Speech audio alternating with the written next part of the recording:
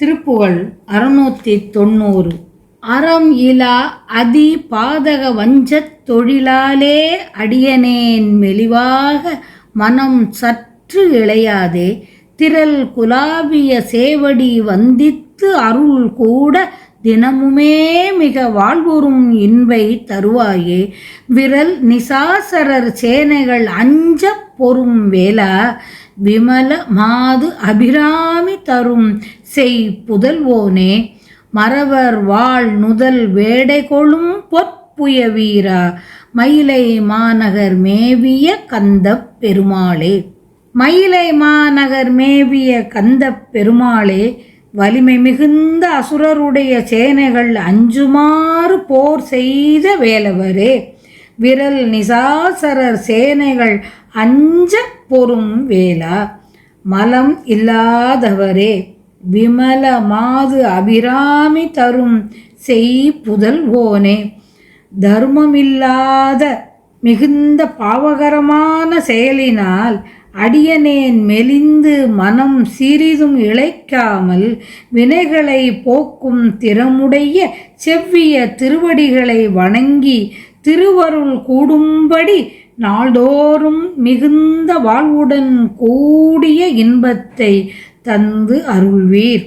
அன்னையாகிய அபிராமி பெற்ற சிவந்த குமாரரே, வேடர் குலத்தில் பிறந்த ஒளி பெற்ற நெற்றியை உடைய வள்ளி அம்மையார் விருப்பம் கொண்ட அழகிய வீரரே, மறவர் வாழ் நுதல் வேடை கொளும் பொற்புய வீரா, திருமயிலாப்பூரில் எழுந்தருளிய கந்த நாயகனே, மயிலை மாநகர் மேவிய கந்தப் பெருமாளே.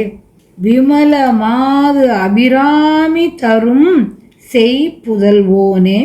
விமல மாது அபிராமி தரும் செய் புதல்வோனே என்று இருவகையாக பொருள் கொள்ளலாம். சிவகுமாரரே, மயிலாப்பூரில் வாழ்கின்ற கந்தவேளே, மாது அபிராமி தரும் செய் புதல்வோனே. வேலவரே, பார்வதி பாலகரே, வள்ளி மணவாளரே, மயிலை வாழும் வரதரே, உமது திருவடி இன்பத்தை தந்து அருள்வீராக. கந்த பெருமாள் பகைவருடைய பராக்கிரமத்தை வற்றச் செய்கின்றவன், 6 திருமேனி பொருந்த பெற்றவன், ஆன்மாக்களாகிய யானைகளை கட்டும் தறி போன்றவன் என்ற பல பொருள்களை உடைய அரிய திருநாமம் கந்தன். சுப்பிரமணியருடைய 108 நாமங்களில் முதலில் நிற்பது ஸ்கந்தாய நம என்பது.